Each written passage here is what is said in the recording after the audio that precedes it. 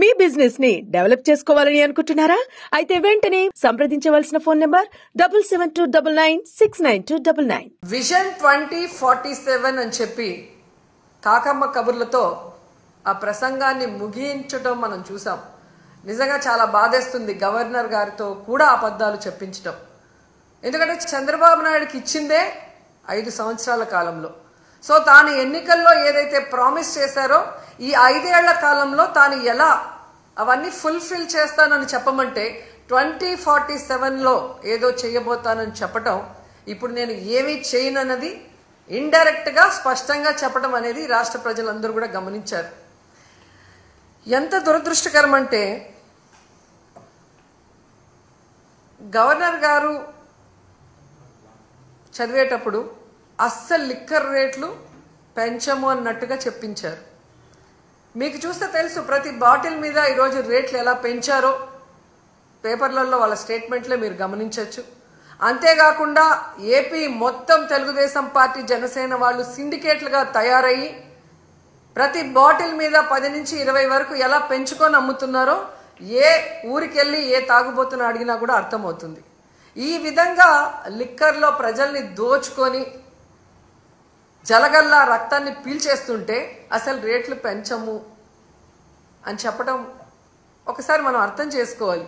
అబద్ధాలలో పరాకాష్ట.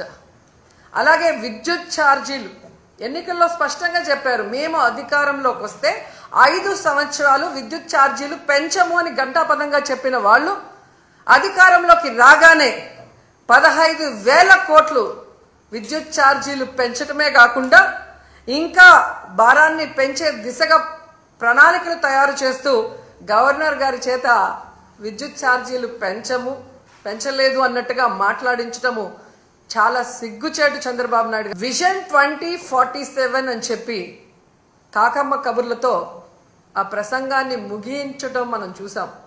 నిజంగా చాలా బాధేస్తుంది గవర్నర్ గారితో కూడా అబద్ధాలు చెప్పించడం.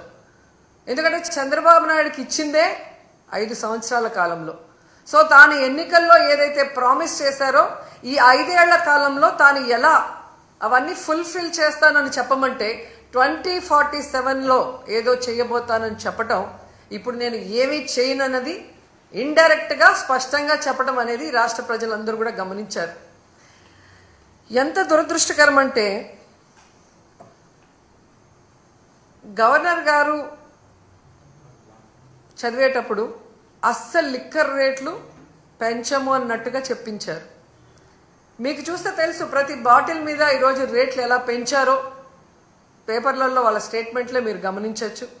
అంతేకాకుండా ఏపీ మొత్తం తెలుగుదేశం పార్టీ జనసేన వాళ్ళు సిండికేట్లుగా తయారయ్యి ప్రతి బాటిల్ మీద 10 నుంచి 20 వరకు ఎలా పెంచుకొని అమ్ముతున్నారో ఏ ఊరికెళ్ళి ఏ తాగుబోతున్నా అడిగినా కూడా అర్థమవుతుంది.